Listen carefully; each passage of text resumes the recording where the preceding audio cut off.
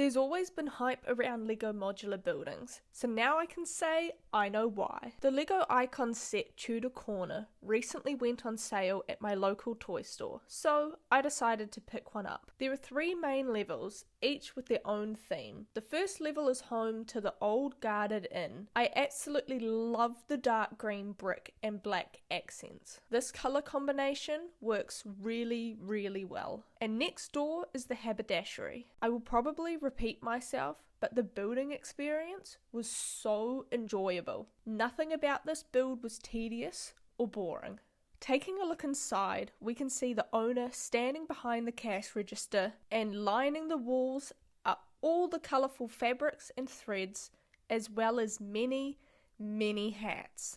Moving next door to the inn, we see the owner behind the bar, ready to serve drinks and a delicious plate of bacon and eggs. The use of space in this build is phenomenal, especially with the inn's angled walls. There's a clock on a table which references the clockmaker above, and they've even managed to squeeze in a toilet under the stairs. Moving out of the guarded inn to the balcony of the second level above, we are greeted by the clockmaker himself. Honestly, the exterior of this level is my least favourite. However, it is personally my favourite interior of the entire build. This set does include a lot of printed tiles, and there are absolutely 0 stickers. Hands down, the most impressive printed piece is the ginormous clock that's on the side of the building. It is just packed with detail and is so beautiful. Taking a look inside the second level, we see the clockmaker's workshop, and there are so many clocks.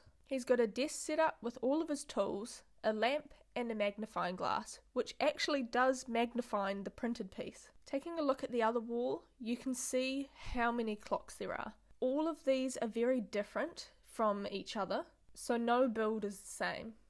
I absolutely love the variety of pieces used for each clock, and that's why this is my favourite floor. And one of them uses a gold binoculars piece, which I thought was quite fun. One thing that was slightly tricky with the smaller clocks is trying to line up all of the hands to be at the same time. Moving up to the third floor, we have the awesome Tudor style theme. There are so many angles on this floor that it's just mind-boggling that they could even come up with this. I am so impressed with how it looks. This floor is more of a studio apartment, which funnily enough can only be accessed by going through the clockmaker's workshop, so that is a little bit strange, but it is packed with detail.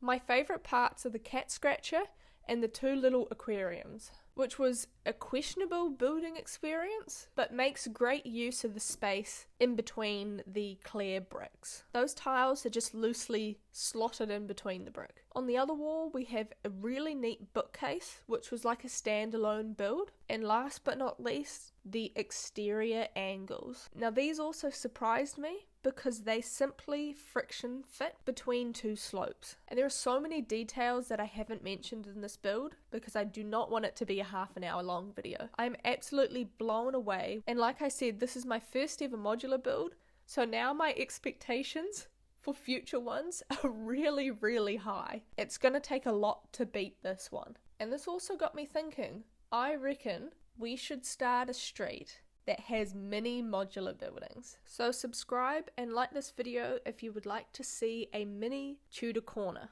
Thank you so much for watching, and I'll catch you in the next one.